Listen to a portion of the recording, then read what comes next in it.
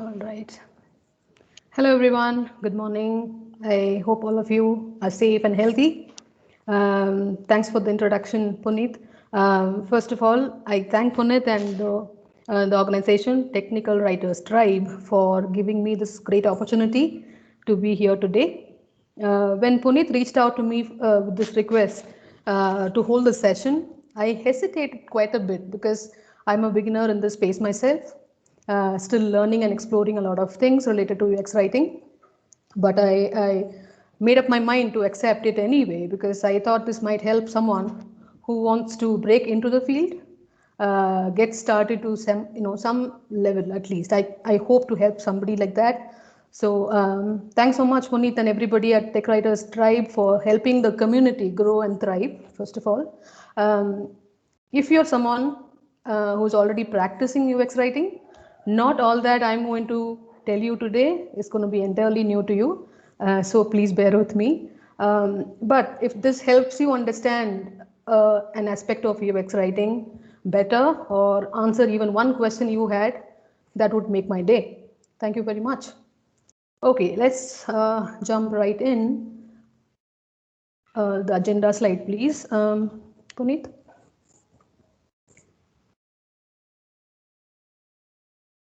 Yeah, so You're not able to see the slide? yes, I can write.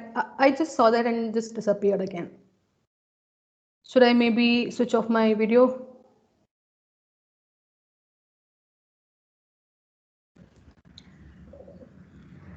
I can't see the deck now. Yeah, I can see it right now. Yeah.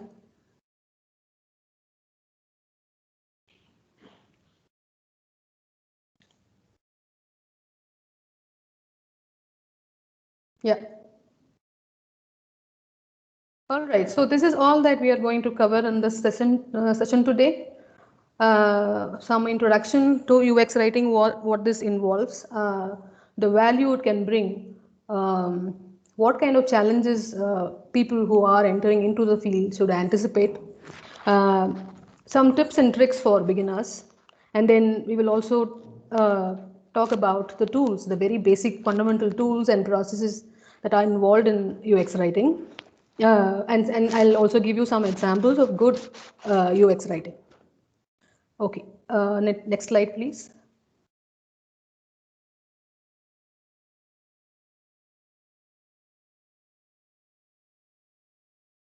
Yeah.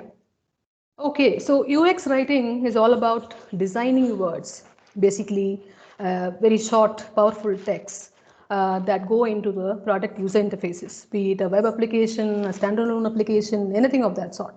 This could be the text that you write, you create, could be button labels, error messages, confirmation messages, empty state messages, and so on and so forth. This could be anything, any piece of text that goes into product user interfaces.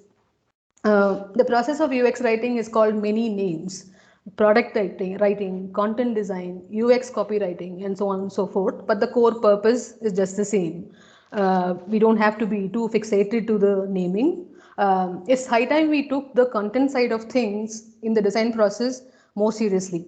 Why? Because well crafted UI content is going to simplify the design decision making process for the users. It minimizes users' fears and anxiety, and it supports them during the whole journey, the user journey, right? It also this is the most important aspect of UX writing. Any good piece of content actually conveys the brand's personality. The copy that you write must embody the voice of the organization and the brand itself. Good microcopy can turn even very boring tasks such as loading into a very delightful and memorable experience. UI copy is also called microcopy. Okay, next slide. All right, so before diving into the details, let's just burst some common myths about UX writing. The first one, UX writing is a wordsmithing exercise, is what is commonly believed, but that's not the case. People who are responsible for creating microcopy need to be design thinkers, problem solvers, as well. In order to solve content problems effectively, it goes beyond just wordsmithing. The second one, it is about getting the job done by anyone that's good with words. No, for the same reason, UX writing does not end with just applying the rules of grammar and semantics. Third one. Okay, so I am a UX writer, okay, but then I'm working with somebody else who has written the content by reviewing it or editing it for the team. That's not what UX writing is all about. UX writers are supposed to start the work in parallel with the UX designers and contribute to the work from a content angle. UX writing is not just about reviewing or editing the content developed by another non-writer expert on the team. Okay. And the fourth one, it's just another name for copywriting or tech writing or any other type of writing that I have known of. Not true. Not any writing is UX writing. Unlike the other types of writing, UX writing is a design discipline, first of all. For example, copywriting is targeted at the marketing side of things, more for selling stuff by using methods of persuasion. If you look at the principles of UX writing, it's more for retaining users, basically. Retain them with the help of most positive and engaging user experiences. All right, that's the last one. This makes me really sad. Good designs work well.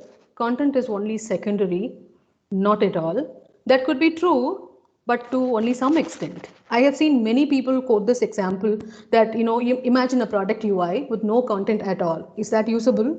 No, you certainly need content, but only what the users actually need, nothing more, nothing less. Content and the underlying design should always work in perfect sync. No matter how great a design is, if the writing is bad, the resulting experience is only going to be terrible. All right, move on to the next slide, please. Okay. What kind of value does this bring? So when you formalize the process of UX writing in your project, you're going to have to follow some standards and guidelines, which means you're going to be very clear, consistent with the content you deliver, which in turn will help build trust in your brand. This is about building trust in your users. The next one is about maintaining a lower grade reading level. So one of the most, and most of us already know this, right? One of the most essential requirements for developing content for UI is simple language. The recommendation based on research, primarily for web applications, as we already know, is to maintain a reading level that's comfortable for a fourth grader. This will help our users understand and consume the content faster and accomplish their tasks more efficiently. Again, this largely depends on the audience you're targeting. Oversimplifying things might not be good either, right? You have to really strike a balance there. The next one, it's about making the content more readable and scannable. Users are never going to be patient or have the time to read long pieces of text, and this also will have an impact on the translation costs, right? UX writing principles will help you write clear, concise, and useful content. By doing this, you're also enhancing the usability of the underlying designs. Okay, the fourth one, that's an interesting one. So we always tend to use words that we think users will understand. We always do that, right? We basically assume, and it only works partially in most cases. Principles of UX writing recommend that we carefully choose words that users are familiar with, which also means we understand their world and are being empathic. And the last one, if you streamline the process of creating microcopy, okay, that's another word for any piece of text that you develop, microcopy, and do it better, it's going to take you a notch higher. It's going to make you stand out from your competition even more prominently. Next slide, please.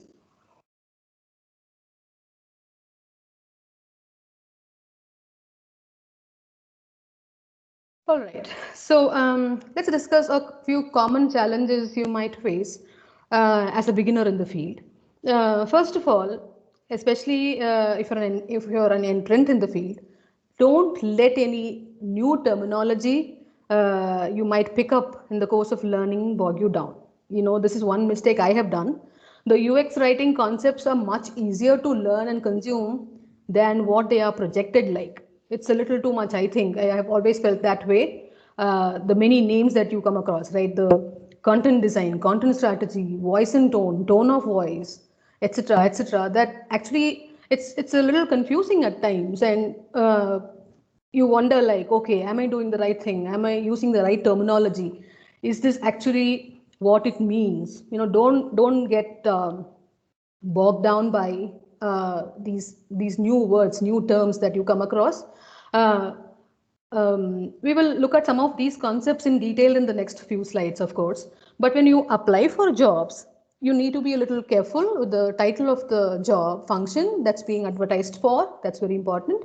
If you're not sure what a particular job or role entails, it's always best to reach out to the hiring manager or the recruiter, so you can get enough clarity on the tasks that you will be responsible for on the job, right? That's very important because they use many names, very many different names to describe the role. So you will have to be very careful about what whether you suit the role or what it entails. That's something you will have to really figure out before applying.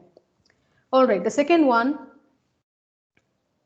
uh, it's it's still a challenge, right? So there are still a few corporates out there who are not aware of this emerging field of UX writing. It's still evolving. So even if they do, there's going to be some amount of resistance against implementing the practice. To resist is a normal first reaction to any kind of change. We know that. You must probably acknowledge and accept the fact to further wade through the mess. Help them understand the value UX writing can bring and the difference it can make. How can you do that? If you're already part of a product team, development team, right, you can start by offering to help with the existing UI content in the project, and then you can apply the principles we have learned to the text, to the various pieces of text, and show them the before and after examples, right? That way you can get them to see the actual value this can bring. This might be a good starting point, right? The second one, and you should never be afraid to show the value this can bring. And then be prepared to face power struggles. That's a difficult one. For a very long time, either developers or designers or people with equivalent skill sets have handled the job of developing content for user interfaces, as we know. And the belief that it is still their responsibility, has remained, unfortunately. Given the practice is still maturing, some organizations fail to define the boundaries and lines, which can cause some kind of a power struggle between the teams and individuals involved. So be sure to make them understand that this is not their responsibility in the first place. It might also mean that you first convince the key stakeholders in the project and decision makers, of course, the importance of streamlining the UI content development. That's very important. All right, so some tips and tricks for the experienced. If you're already doing this job in your product team, take advantage of the communities and stay up to date always. And you should also hone your design skills, design problem solving skills and design skills.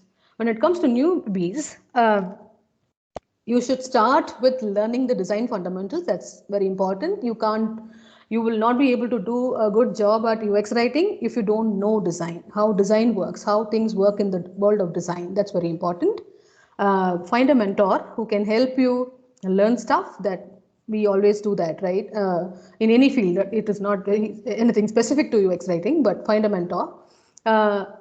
Another piece, if you're actually doing some kind of writing, but then you want to switch to UX writing, then it's always better to prepare a UX writing portfolio. There are many examples in the web. Google and find sample portfolios that can help you guide the work. That's something that's a critical item that you should always have in your Amri. Okay, so in all, you're helping build conversations between humans and technology. Take a lot of pride in it. Next slide, please. Okay, when I say tools, we are not going to talk about any specific application or software that helps you do the job, right? This is about, okay, I'll discuss the tools and processes. So as with any other stream in the project, there are two aspects to the process of UX writing at a fundamental level, creating and testing, right? And for every stage, we have tools to help us with the work. For creating content, we should have a style guide in place. As writers, we have always used style guides like MSTP, Chicago Manual of Style, and things like that. But then for UX writing, you're supposed to have a specific style guide in place. But then if your project is comfortable, if your team is comfortable using MSTP or Chicago Manual of Style, that's still good. I mean, no problems, no complaints there.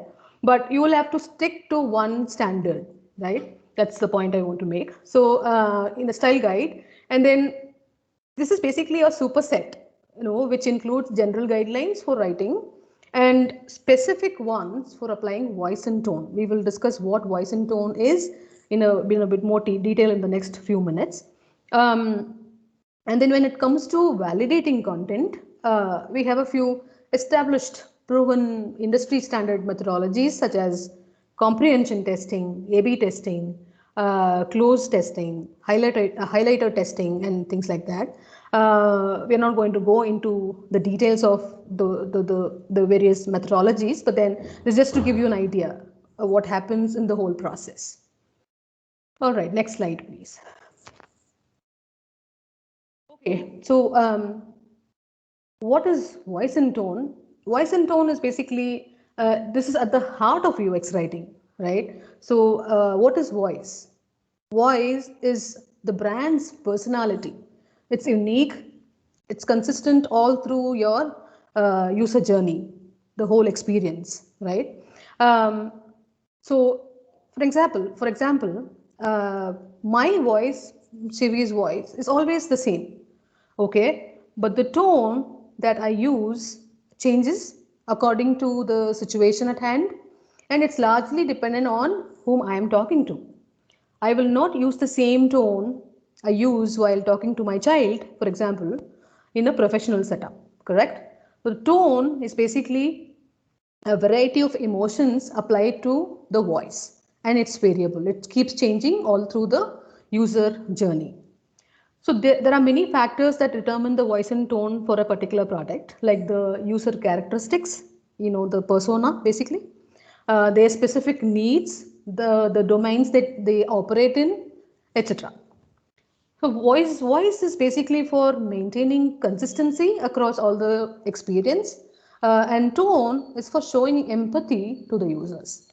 Voice and tone together will make your products much more usable and user interactions a delightful experience. So if you don't have a voice and tone design for your product yet, that's possibly the first thing you should be looking at doing. By the way, this is a huge exercise in itself. Next slide, please. Okay, I have a little example here to help you make out the difference between voice and tone, and this is inspired by an example I saw in Norman website, design website. So the text that you see here is for an error scenario, okay? For tones, we have a wide range of choices, but again, which tone to use in this particular context is predominantly determined by the nature of the product I'm writing for, the target audience, and more importantly, their emotional state in that particular scenario, right? The first one, if you look at the first one, we see that your request did not succeed. Please try again later. We are being very formal, respectful, and serious. And the next one, the next variation is, your request did not succeed. Try again later. This is like more conversational, more casual, The third variation is, oh no, request failed, try again later. This is even more casual, and we are also being a little enthusiastic. The fourth one, oh, you sent us a bad request. You're actually blaming the user and say, just kidding, try again later. So all these messages convey the same thing.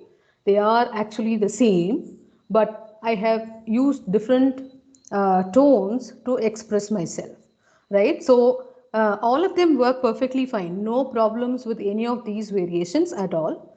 But what suits your product, what works for your product, is something that's determined by your voice and tone design. That's where voice and tone design comes into picture. That should tell you, okay, this is the voice of the product and these are the permissible variations of tone that I will apply to different to the text in different contexts or to different points in the user journey. That's something that should be you should be voice and tone design should actually help you decide that what tone should be applied to a particular piece of text. Okay, next one please. Okay, so as I mentioned earlier, we have these are the primary tools, style guide and the voice and tone design, which actually goes into the style guide itself. The style recommendations, as we already know as experienced writers, we already know what a style guide is all about and what goes into it. So even for the UX writing piece, have a style guide in place for your use. This could be again any standard style guide that's available, publicly available, you can definitely go for it. But then if you think your content should follow a specific style, which is not something that's already recommended by these style guides, other publicly available style guides, then it's also important to come up with your own. Okay, grammar, terminology, punctuation, capitalization, and a lot more. How do you express, or how do you write the dates, time format, all that, everything should go into the style guide, and also a separate piece for the voice and tone definitions. All right, next slide please. Okay, so this is about the process. Though I have titled this session like as building better content experiences, I don't really mean that the content experiences can happen in a separate flow. It can never work alone, right? You will have to always align with the design team to get your stuff done, right? This can't work separately. This can't be a separate stream altogether. So, as I mentioned earlier on, you as a UX writer is going to work along and very, very closely with the designers on your team. So, it's imperative that you align your writing process with the design process. Not sure how many of you on this call are familiar with the design thinking process. I think Puneet mentioned that they had a session on design thinking itself, which is good. So for those of you who's not who are not familiar with design thinking, it's a human-centered, highly iterative process followed in companies to solve design problems. Right, that's what design thinking is all about. The process typically involves 5 phases. Uh, Empathize is basically where you try and understand your users, conduct user research, right? You understand their needs and pain points by observing, interviewing, and by using any other form of contextual inquiry, uh, and come up with something that will help you solve the design problem you have at hand. So what do you, okay, the next phase, I'll just go through the different phases in this design thinking process and then come back to UX writing piece again. So the next phase is about defining the user needs and business goals. As in, you create personas, user personas, and empathy maps, and define as scenarios, and also define market research or competitor analysis. That's what you do in the define phase, right? And then ideate. So in this phase, you identify possible solutions, you generate ideas, you generate 2B scenarios. As is what what it currently is, and 2B is all about what you want it to be after the problem is solved. So you define the 2B scenarios, and then in the prototype phase, you actually create wireframes, mock-ups, right? Design wireframes, mock-ups, and you also generate interactive prototype. That's what happens in the prototype phase. And then the test phase, you conduct or you test and evaluate the designs you so far have come up with to decide whether to move forward with an idea or generate alternative solutions. That's what happens in the test phase. So how do UX writers collaborate with designers to create the content in each phase? So by the way, the writers do not necessarily contribute, as in you don't really work with the content or create content in many of these phases. You just simply observe the designers. You simply also contributing to the work from a content angle, though you're not really writing something, you're not creating something at this point, as in the initial phases at least, empathize, define and ideate and all that. You may not be able to create the content yet. You will closely work with them, and you will actually start creating the content probably in the ideate phase and through the other phases of the process. But then that's going to be very much based on all that you learned in the previous phases, correct? So that's very important for you to be completely aligned with the designers and the work that they do. So in the empathize phase, you define in the empathize phase, you find any content and information architecture problems that currently exist in the product area. You can do that, right? You can just simply start by validating the current version of the product and current version of the content and identify problem areas. Understand the larger system and user frustrations, and you also gather the content requirements for the new feature that is going to be developed, right? You can audit the product, define the terminology that you want to use, and you can also run competitive analysis, as in, to figure out how your competitors use different content elements, how they label things, what kind of terms they use in a particular user flow, all that. You want to stand different, you want to be unique with your user experience, then do a competitive analysis and figure out how you can stand out from your competition. And then in the define phase, what can a UX writer do? Based on the user stories, right? And this is when the designers and the other rest of the team will come up with user stories based on the outcome of the empathize phase, right? So based on the user stories, you can determine what content elements are required for every user flow. That's something you can already do. Say when I say content element, it could be a notification, an error message, onboarding texts, and then embedded help, tooltips, anything of that sort.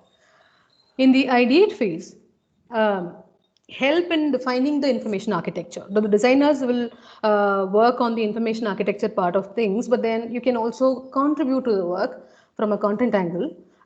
You can help them prioritize the content elements. What should go first? How the flow of the user flow should be organized. All that, that's something you can help with. And you can also decide on the messaging hierarchy. Again, more importantly, at this stage, you will also determine what kind of tone should be used in various contexts within the user journey, right? If it is an onboarding flow, what kind of tone should I use? What it is an error message, what should be the tone? Things like that. So you start determining the spectrum of tones that you want to use in your designs. And then in the prototype phase, you can actually, this is actually where you start writing the copy, the content for all the content elements, for all the user flows, that are covered in the wireframes, the lo-fi and hi-fi mockups and things like that. absolutely no. You should, as a writer, as a UX writer, it's your responsibility to make sure that no lorem ipsum shows anywhere in the designs. Review and edit content through all the user flows. That's something you can do at this phase itself, prototype itself. And then at the end of the process, it's testing. You can participate in user testing to determine what content do the users find useful and not useful, what kind of content is missing, right? What they are expecting, which is not present in the designs, in the prototype. Do they understand the content or somehow, misinterpret it? Do the labels and words that you have chosen make sense and meet their expectations? All that, this is how the UX writers can contribute to the whole design thinking process, the content development process in parallel with the designing process. So they are going to be busy with actually, okay, let me put it this way. So when the designers are working on the visual aspect and the interactions, you help them enhance the whole experience by contributing to the flows from a content perspective. This is the message, right? So it's also very important for teams involved in the process to understand that writers, this is something I already mentioned, may not necessarily have a huge role to play in every step of the design process. That's necessarily not true. But they must be involved throughout the process, focusing more on building the content foundations that are required for later. That's something I already mentioned, right? So the actual content creation happens only at specific stages and steps. But you can't do a good job if you don't have the context. Writers need the context, right? So without the context, the work is not going to be complete or accurate, which is why you are supposed to start at the very beginning of the design cycle. All right, next slide, please. Okay, examples. I just collected some good examples from the web just to show you what kind of difference the process of UX writing can make. So the first one is from Todoist. It's a sign up dialogue. If you look at the message there, it says almost there. It's motivating just to get you going, and then there is a small tool tip here that says right below the password field that says your password must be at least 8 characters long, avoid common words and patterns. This is very common, but then very important for helping the user accomplish something quickly and efficiently. You present the content right when it's needed, right? Right when it makes sense. So that's all about. This is the sign up form makes it easier, and it's motivating as well. And the second one is for an empty state message. It's from Scrumpy. We generally say no emails yet, nothing to see here yet. Scrumpy has a different way of doing it. Embrace change. For example, changing this empty comment section. How cool is that?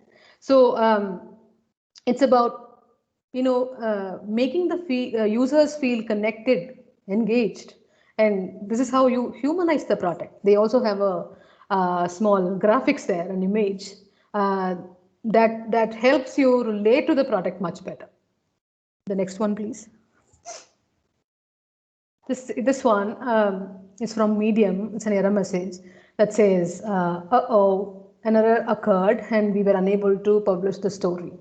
It's like they're talking to us. There's somebody in front of me who's talking to me, helping me, get going. This one, connection failure. Okay, this is again another message from NFL Fantasy. Something has gone wrong with the internet connection. Let's give it another shot. Which is like, that makes me feel like somebody is there to help me out. to get out of the situation and try again. Next one, please. Yeah. This is really a cool one. I liked it. This is a page not found, 404 error message, which is oops, page not found. And then they also say, we are sorry you lost your Spark.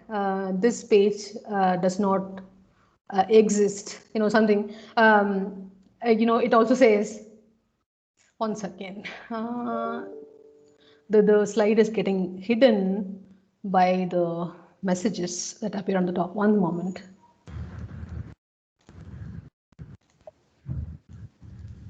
Yeah. Okay. So try the links below to ignite your experience again. I somehow like this message quite a lot. And then a data validation check, which is again something we have all seen, right? We have all come across such data validation checks. This is from MailChimp.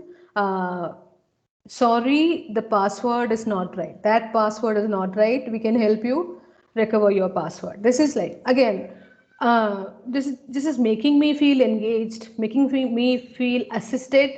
Uh, again, that somebody is there out there who can help me with the tasks that I'm trying to accomplish. Right. Next one. Okay, so we are at the end of the talk. I have put together a couple of references. They are my all-time favorite. All that I told you during this talk is all that I've learned from all these resources.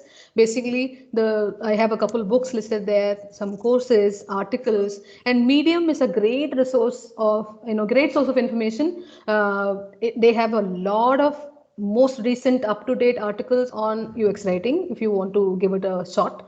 Articles, podcasts, that's something, writers in tech is something I always listen to.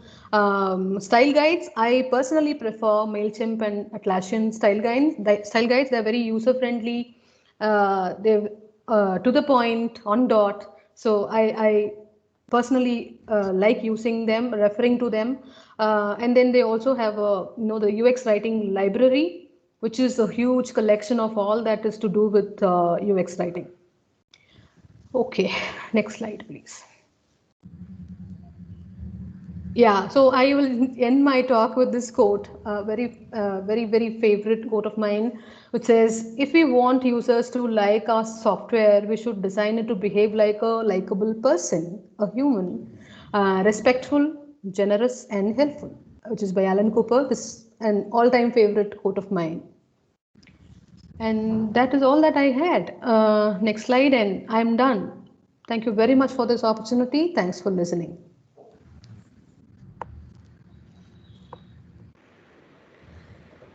Thank you so much, Shivi, for this lovely presentation. And there were so many basic things that we got to learn, and we were always we knew that what we thought, some myths which you cleared.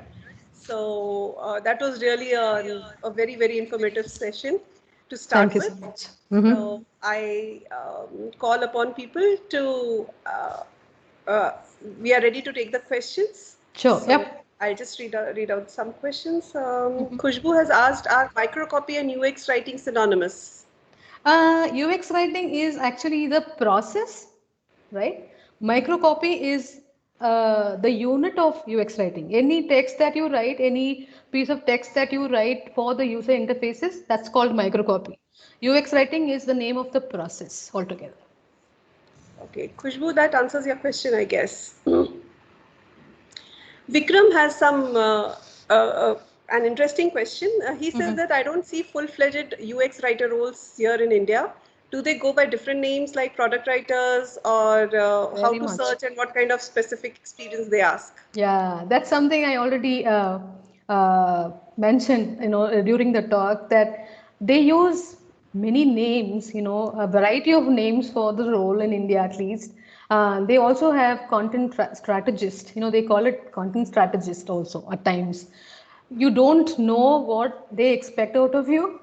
So it's always better to go back and check with the recruiter or the hiring managers to explain or to tell you about the role, explain the role, what it actually will entail, what kind of responsibilities you will hold on that, in that position.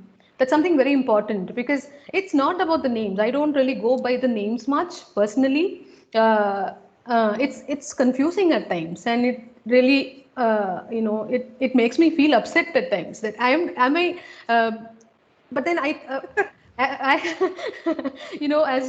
far as I have seen, UX writers are what this community of people who are involved in UX writing are called. As far as I have seen, at least in India, I think it's still evolving. It's still a new field, right? So I think it will take some time for things to settle down a bit.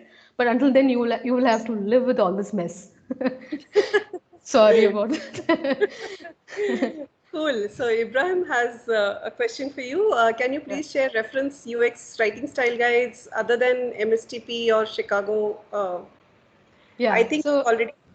yeah, MSTP and Chicago Manual of Style are good starting points, definitely. But then they are not really aligned, or they're not, in my personal view, they are not really for UX writing. You can just pick up some guidelines from, definitely yes, MSTP and Chicago Manual of Style. But then it's always, I have a feeling that it's always better to have a style guide of your own, as in based on how things work in your product or in your team, right? That's always better. But if you don't have the bandwidth or the resources that it might require, then definitely that's something, apart from MSTP and Chicago Manual of Style. I also find myself very I like MailChimp style guide. MailChimp uses a style guide, and then also, as I mentioned, Atlassian, that's also very good. Shopify, even that's very good.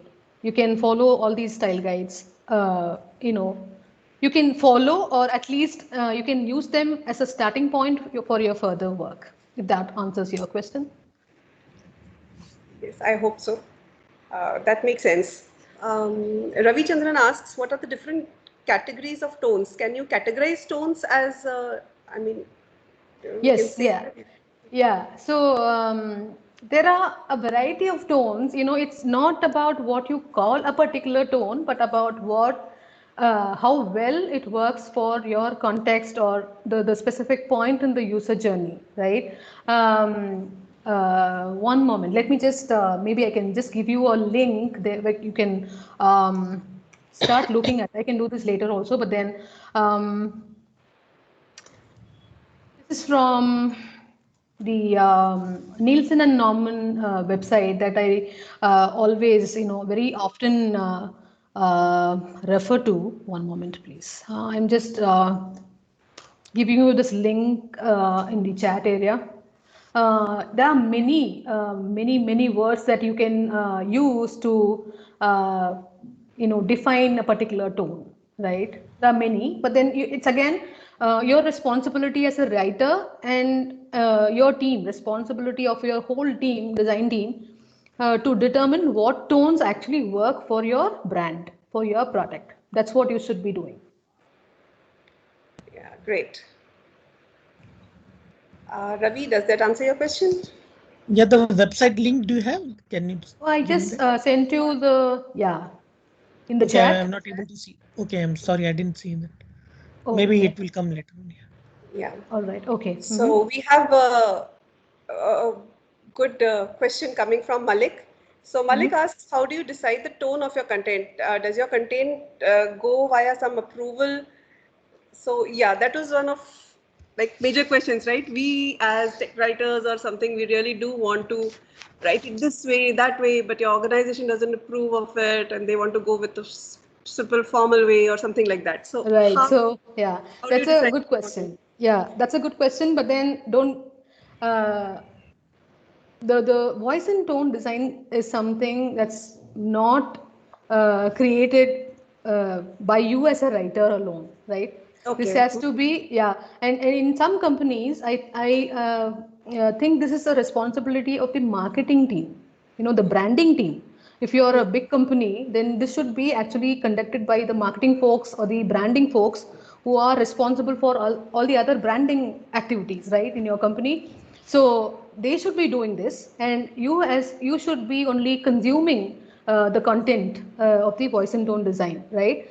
In cases where this is not possible, you don't have the luxury of reaching out to people like marketing or branding and things like that, then unfortunately it's your responsibility to come up with a voice and tone for your product. And that's yeah, but then you as a writer, if you are very determined to make your content better, make it sell, then definitely you can look at creating or defining your own voice and tone design. But of course, this is something you don't decide. You can start working on it, but you will have to have buy-ins from all the key stakeholders in your company, like marketing, branding, the product management, offering management. All of them will have to agree upon the voice and tone design you come up with. That's a huge exercise. And it will take multiple rounds, and they will also have questions about why this, why that. Okay, so I can also tell you about how to do this exercise, how to conduct this exercise. This is basically about collecting information from your customers, from your internal teams, about what the personality of the brand should be. Right? How do you do that? You should have enough inputs, enough insights into the branding aspect itself for you to come up with the voice and tone design. So you can conduct a survey, an internal survey involving people from different cross-functional teams: development, test, design, technical advisors, support, all of them. Right? You can conduct a survey in which you can ask brand specific questions. What do you think the product, the mission of the product is? What is the vision of the product? What kind of a characteristic this should express, the product should be of. It should be a what do we want the content to sound like? What kind of characteristic the product should expose, right? You can come up with a questionnaire which contains product specific questions, branding specific questions. Get the answers, collate them, and then consolidate them and analyze to come up with a voice and tone design for that particular product. That's something you can start doing, because there is still a lot of lack of awareness. People don't know that this is something that's critical to developing a user-friendly product, right? So yeah, that's where I think you should start from. But honestly, this should not be the responsibility of a UX writer in the first place. Oh, so it does involve a lot of exercise. Very much. A lot of running around as well. Very so Alpana is the next question. Does UX designing also come under UX writing? Sorry, what? Come again, please. Does UX designing also come under UX writing? No. It's something different, right? Yeah, UX designing is basically about designing products, right? Designing the user interface. It involves a lot of work in user interactions, user research, wireframing, preparing mockups, user testing, validation testing, all that. Design is a full-fledged process, and UX writing is just a part of it, right? That's how we should look at it. Design thinking or the design process is what probably is happening in many companies now. I don't know if there are still companies that do not do not or have not adopted the design thinking process, or they don't have a streamlined designing process. I don't know, but then this should actually go along with the design process. UX writers should go work along with the designers in parallel. It's UX writing is not. Repeat the question, please. What was the question? Does UX designing also come under UX writing? Or no. Maybe Alpana wants to ask. It's the other way around. It's the other way around. UX writing is part of UX designing. That's how we should look at it. Okay. So again, we have a question from Khushbu. Can you please provide one simple example that aligns with the different phases explained in the process slide deck? What do you mean by examples? Sorry, can you come again? Can you elaborate the question a bit? Yeah, so Khushbu, can you please just elaborate your question? Meanwhile, I'll take another question. Amrish asks, do you follow any standard procedure before finalizing content? So I think you just answered, right? How is the, Yes, yes. for example, how do you Yes, handle I got the answer. Yes. Yeah, Okay, okay, great, cool. Amrish. Okay. Akash asks, what would be the recommended steps to introduce UX writing? So that again, you just answered, right? The whole process in Yes. the organization. Yes, and you take the initiative, as simple as that. Because if the others in your organization do not even know what UX writing entails or what kind of difference it can make to the content that you develop, then I think you should take the initiative. You should come forward, and that's probably one something that I explained during my talk, that you can start by looking at the current version of the content in your product user interface, right? You can pick up different pieces of text from different contexts in the user journey and then come up with something much better, the revised version, so you can actually show the difference before and after examples. Go to the key decision makers, stakeholders, and then you can make a presentation like this and make them understand the value it can actually bring with examples from your own product. Yeah. Okay, so we have another question from Malik. Can you please explain a little more on the competitive strategy with an example?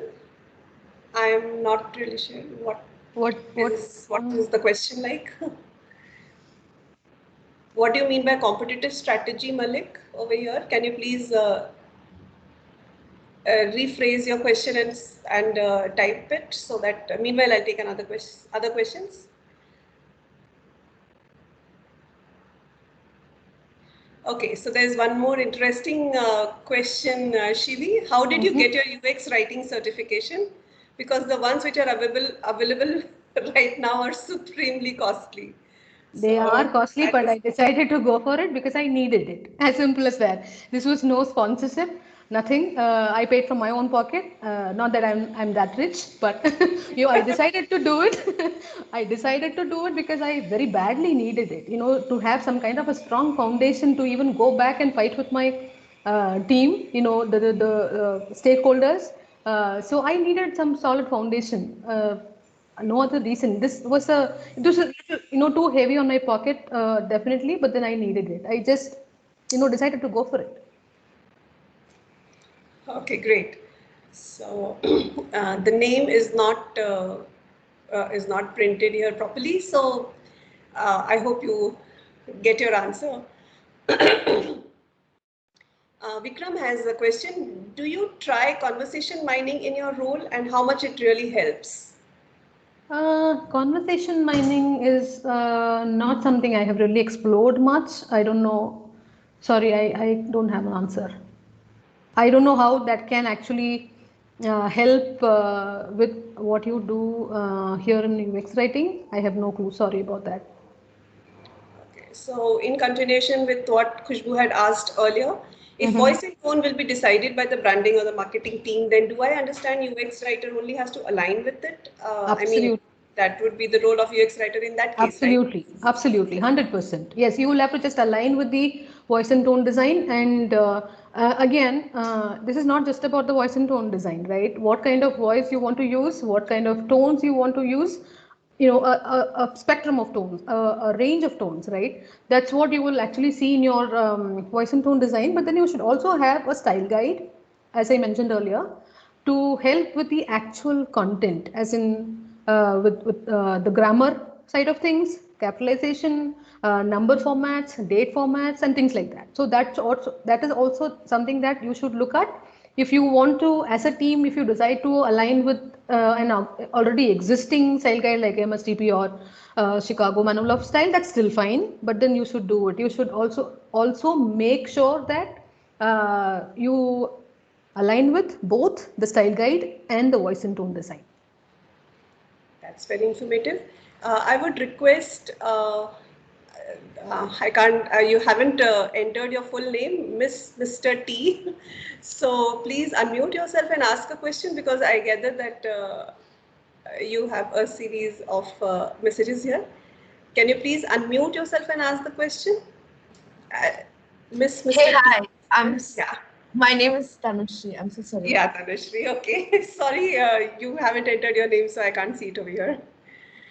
No, I think there's some issue with my Teams chat. I do not know. I've joined via my mobile app. Okay, no problem. Please go on. Please go on to ask the question. Yeah, so the first thing which I wanted to ask was, so of course, now that you've answered my technical, the UX certification, could you tell me where did you get the certification from? Because there are just two places that I can think of right now. This is UX Writers Collective.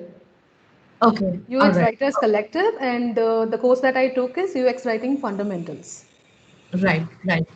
And another question is, because we are a technical writer and we have the term writer attached to a thing, so generally most of the teams, what they really do is, oh, so this is a UI. Can you just give a name to this? And this is, I mean, suddenly if you ask somebody to just give a name to this, it's just so incredibly wrong, the process. I cannot even do it. But they just want you to come up with a name. That's how they're not informed about the process. So in case, forget about that. Suppose when you join a UX writing, as a UX writer in some company, how do you, because the design is already there. So how do you contribute, or because you have said that the design, it's a part of the process. This UX writing is a part of the design process. How would you contribute? How do you recommend going about that? Been there, Where done do you that. fit in, right? Yeah. That is exactly the question. Where does your role come in while in the whole cycle of writing? Yeah, first of all, been there, done that. You know, designers or developers always reach out to you just like that. You know, out of nowhere, they show up and ask you to revise text for them that we have always done. But the work that you do without the context is never going to be accurate. As simple as that, right? You can still make the text look better, read better, of course. That's for sure. But then again, you don't have the context. If you don't have enough context about the problem, the ecosystem, where in the larger picture this particular feature fits in, what kind of where are we coming from and where to go from here. If you don't have that kind of a context, then the work is going to be only, you know, half done. It's not going to be completely accurate or correct, in my opinion. So I have done a lot of work like that. I have helped my teams come up with better content, definitely. But then what do you actually base your arguments on? Is there something, that some reference that you can align with? That's where the question comes from, right? That's the question we have, all of us have.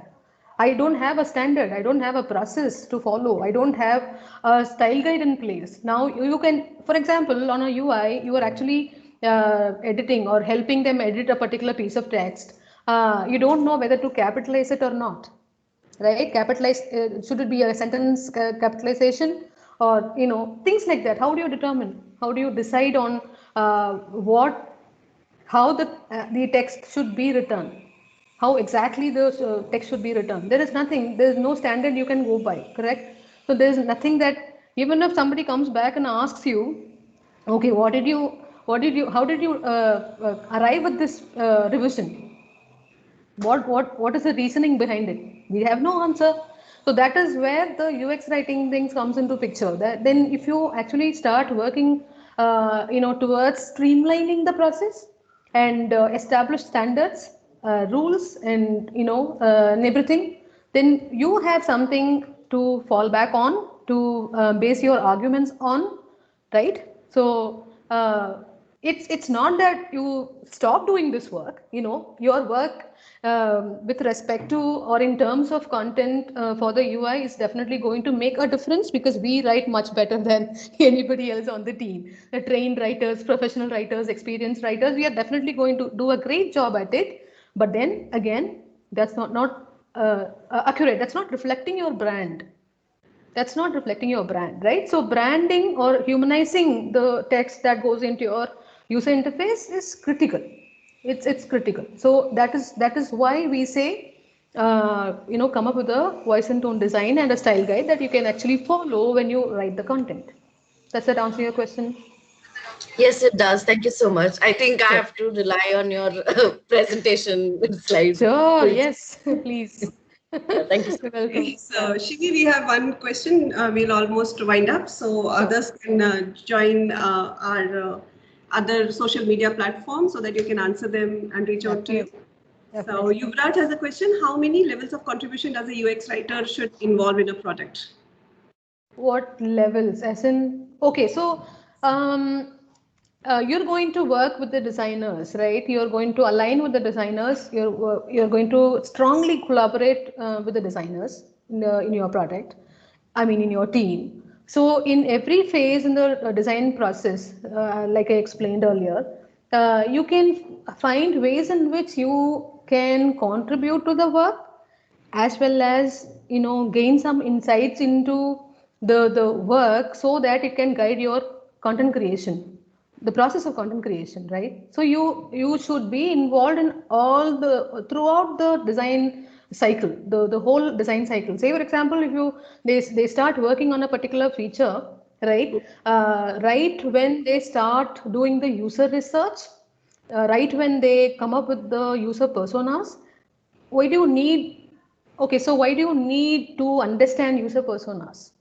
Say for example, in your product itself, you're addressing a variety of users, right? You can't talk to an elderly person like the way you talk to a millennial, right? You can't. The tone is definitely going to vary. That's why we keep saying, I insist that you have to start right from the beginning, right when the project the designers start the work. You always participate in all the discussions, participate in all the meetings, all the brainstorming that happens.